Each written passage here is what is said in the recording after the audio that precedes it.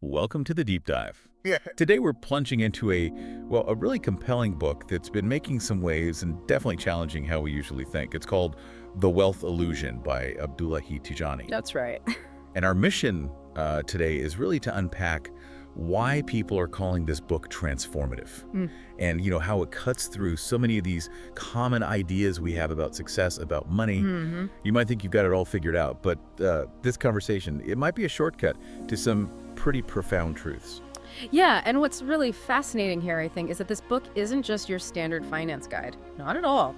It grabs you right away by basically saying, look, society has it's lied to us about what wealth really means. Lied to us? How so? Well, we're sort of conditioned, aren't we, to chase the look of wealth, the flashy car, designer stuff, that whole lifestyle you see online. Right, the image. Exactly. But the book argues that this display, it isn't actually success. Often it's, and I quote, the trap that keeps people broke and stressed. Wow, okay. That's a powerful way to frame it. The trap. So if chasing the look is the trap, what does the book say is so damaging about it? And what's the alternative it puts forward?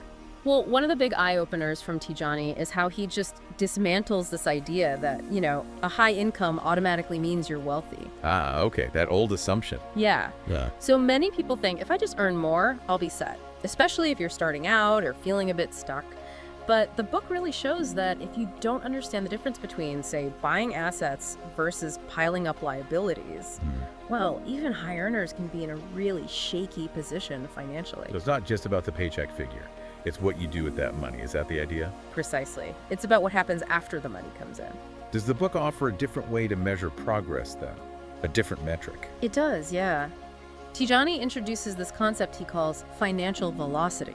Financial velocity. Okay, tell me more. It's not just about how much money you stack up, but how fast your money can start working for you. It's like a measure of how efficiently you turn your income into things that make more money productive assets instead of things that just lose value, like, most liabilities. I see. So like income generating assets versus depreciating things. Exactly. Think about it. You could earn $1 million, right? But spend it all on cars that lose value, holidays. You end up with zero actual wealth. Right. Still broke, just with more stuff temporarily. Or you could earn, say, half that much, invest it smartly, and build up a solid base of assets that actually throws off more income over time. The book uses some really relatable stories, actually, of people caught in that other cycle, always chasing the next paycheck just to keep up appearances, never really building security. It really does challenge the whole more money solves everything idea.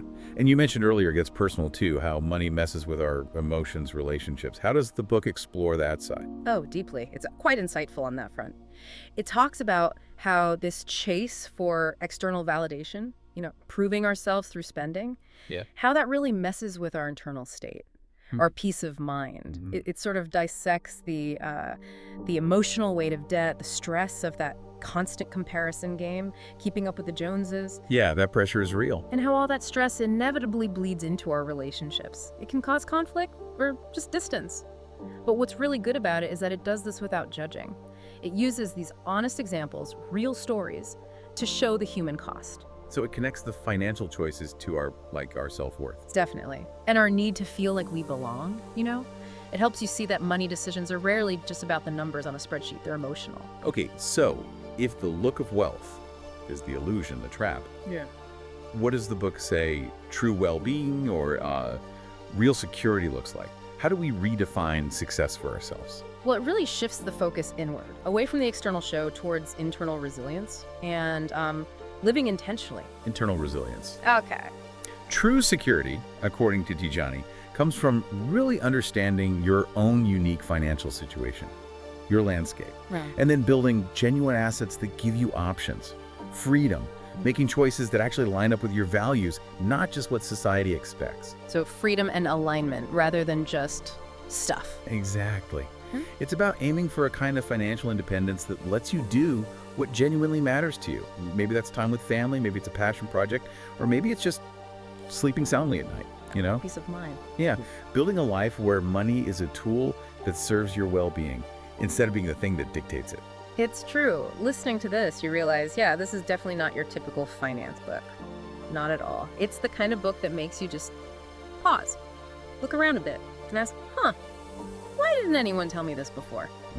It really does make you rethink what genuine well-being means, connecting right to your future in a way that's, frankly, bigger than just the bank balance. And that really brings up an important question, I think, for you listening right now. Considering everything we've touched on, this idea of moving from the illusion to something more secure, more real, what illusions might you be perhaps unknowingly chasing in your own life right now? And maybe more importantly, what does it truly mean for you to feel well-informed and genuinely secure beyond just appearances? Something to think about.